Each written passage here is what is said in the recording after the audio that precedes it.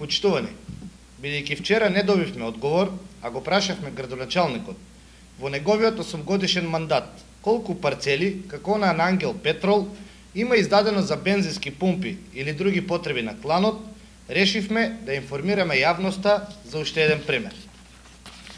Се работи за документ кој што е подпишен од господинот Стојан Динев за одобрение за градење за бензинска пумпа на Лукойл. Во 2007 година близок соработник на Зоран Заев купува нива за сума од 101.632 евра.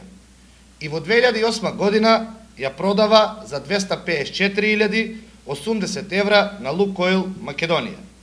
Пошто од страна на градоначалникот експресно е издадена дозвола за градење на бензинска пумпа, при тоа повторно не почитувајќи го законот за просторно и урбанистичко планирање.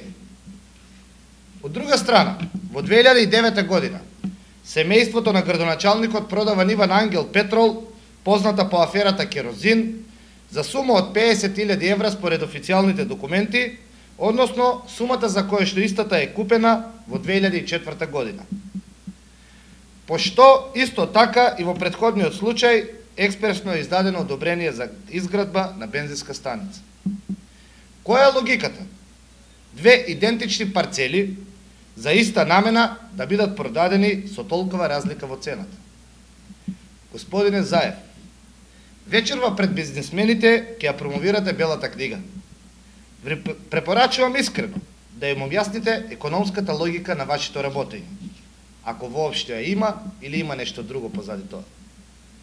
Почитувани граѓани на општина Струмица, со ваков пример на работење на градоначалникот се докажува дека Зоран Заев ја применува економската логика на неговиот ментор Бранко Црвенковски, кој ја загуби и меѓународната, но и поддршката на граѓаните.